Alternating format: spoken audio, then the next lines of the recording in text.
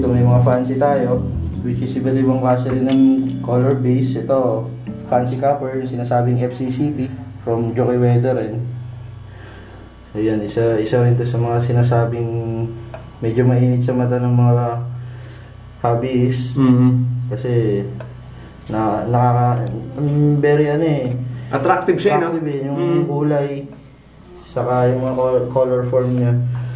Grabe tindi na ito mga otits, oh. Yan, FCCP. Then meron tayong fancy orange. Ito yan, fancy orange base. Ito naman orange base, boss. Oo, orange base naman siya. Kung mapapansin nyo, yung body niya orange yung base. Tapos kaya natatawag yung fancy kasi may scaling siya. Yung kakaibang kulay ng scaling, kaya tinatawag na fancy. Meron din tayong red base, fancy red base. Ito yung katulad ng kanina, pero ito red naman. May scaling ulit siya, may banding, may pattern. Then yung base color niya red. Jockey Weather line din. So, Otit, syempre, marami tayong mga manonood na maguguluhan. Ano ba yung pag sinabing banding? Yung banding yung sinasabi natin, yung kulay sa fins na pumapalibot dun sa edge. Like dito, ito. Pero ang ganda ng ulo ng isang to, Otit, ha? Oo. Yan yung tinatawag na bullet head. Kung mapapansin nyo, bilog na bilog yung ulo. Pag gano'n, no? Ito, kung mapapansin nyo yung form niya, may nakapalibot na blue. May blue color dun sa edge ng fins. Na nagkakaroon ng banding, parang nagko-connect siya para makabuo ng color pattern na malinaw. So ito, kunyari, saan nila dapat isa lang to? Ito fancy yellow ang kulay nito. So, sa Battle of AOC, siya yung fancy yellow base. So, fancy pa rin siya, pero yun nga lang, yung color base niya is yellow. Kaya tinawag na fancy yellow. Dito naman, ito okay, yellow base din to. Pero yun nga lang, may pagka-galaxy siya. Kasi kung makikita nyo, may Milky Way or yung tinatawag nating batik-batik na scaling sa katawan. Mga idol po dyan si Looney. Ito po mga otits. Ang paborito niyong multi. Ito naman multicolor. So yun yung sinasabi nating multicolor. Kaya naman nasabing multicolor, yung kombinasyon ng iba't ibang kulay. So, may blue, may red. So ito otit, maraming nag-aaway dati na ito. Way back, parang ano ba yun? Basta, hindi ko na matandaan yung taon na yun. Nagtalo sa AOC tsaka sa multi. Ano bang pinakaiba ng AOC talaga tsaka ng multi otit? Kasi pag sinabi mo kasing AOC, ang ibig sabihin niya, any other color. Yun yung ibig sabihin niya. So it means, labas siya dun sa mga kulay na regular like solid colors na blue, red, black, or copper. Dun siya sa any other color is, ibig sabihin, special colors like candy, multi, FCCP, yellow base, fancy red, fancy orange. Lahat yung mga yan, yung mga ID na sinasabi natin, under din yan ng AOC. Nandun lang yan sa different categories na nag-identify kung anong klaseng kulay sila. Kung anong kulay sila papasok. Pero, lahat yan, AOC. So, iba't iba lang ng color identification. Kasi, hindi mo naman kasi pwedeng ihalo yung bicolor or marble sa maraming kulay katulad ng multicolor. Diba? Kasi talo yun. So, nagkakaroon tayo ng color variation. Kumbaga, kung anong kulay niya, dun siya. Kung anong color pattern niya, dun siya. Kung ilan yung kulay niya, dun siya. Basta regular category yung kulay, yun, AOC. May mga iba't ibang klaseng pattern, yun, pasok siya AOC. May mga multi tayo dyan ito kasi maraming kulay. So, ito, katulad nito, may mga multi rin tayo na DTHM.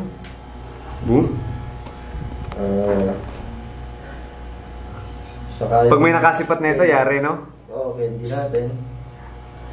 May mga candy. So, kaya kasi sinasabing multicolor is marami siyang kulay. Marami siyang sayan. Depende rin kasi sa color distribution. Kailangan talagang pati fins may iba't ibang kulay. Kumbaga pantay, no, Tit, no? Oo, pantay. Kaya nga nagkakaroon tayo sa show ng Battle of AOC.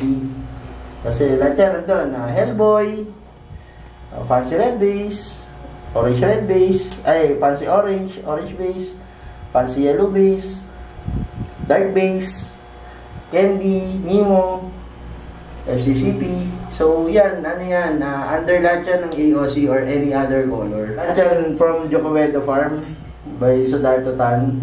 Lahat yan Indo, galing Indonesia. Itong nakaraan. Mga klase ng isda na panampal yung auday. Hindi, ito, tita. Ano ba talagang katangian, no? Kung bakit? Kasi marami nga sa atin halos di nakalala si Jockey Ueda, di ba? Kasi parang kailan ba huling-huling yung talagang pumutok si Jockey Ueda, Hatid?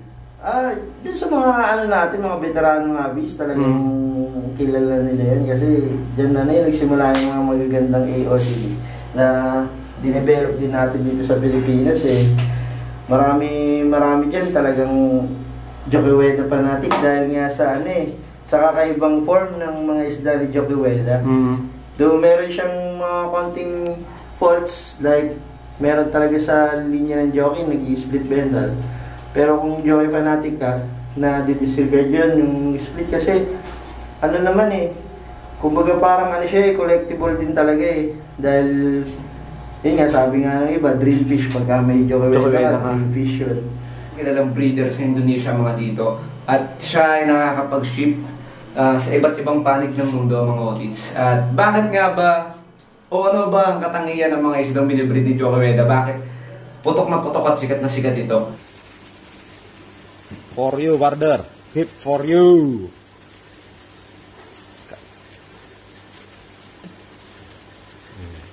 Okay, thank you. Thank you.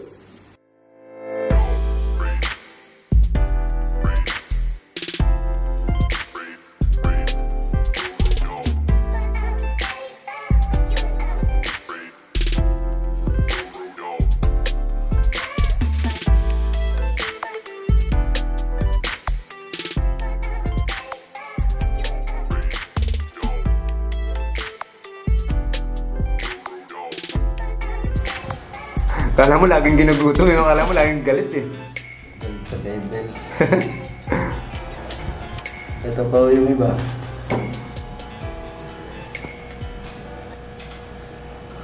So sa mga collectors po natin dyan na mahilig, syempre, ito nga yung mga nakarang vlog natin. Kasi nakita ko rin na gusto nyo yung maraming kulay, mga makukulay. At syempre dito mga otits, intense na intense talaga yung mga kulay ng mga beta dito. Kahit sa puso, kulay pagkaan Kala mo kabayo, pag pinakawalan talagang aarye Ito naman mga to, pag tinapatan ng pentel talagang galit na galit. Galit Ito pa po sa taas, marami pa tayo dito. Ito mga AOC rin yan, saka mga multi, Ito parang fins na tinubuan ng isda. Makikita nyo, ayan Ito. Kung makikita nyo, ayan, pinso yan na tinubuan ng isda. Wala na, hindi na makita yung katawan tsaka yung ulit. Hanap na kaudal yun Ito, meron tayo ulit mga orange base dito. Fancy orange base. Yan yung sinasabi natin ng mga classic Jockey Ueda colors. Na signature ni Jockey Ueda, yung mga ganyang kulay talaga. Siyempre mga otits, kitang-kita nyo naman, kaya naglalaba yung mga yan. Siyempre meron yung sifat kilatis mga tito. So yung mga tito, kung gusto nyo nga, sabi nga ni Bro Kem dyan, sabi nga ni Otit, matibay na pundasyon itong Jockey Ueda.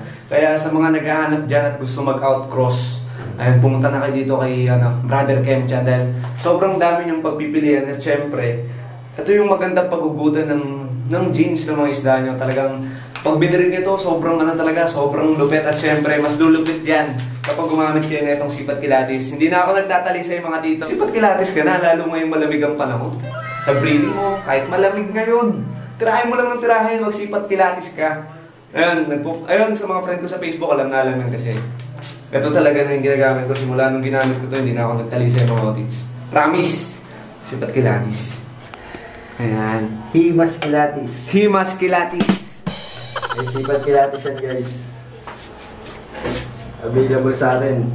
Ayan, syempre available pa rin reseller at syempre distributor. Distributor.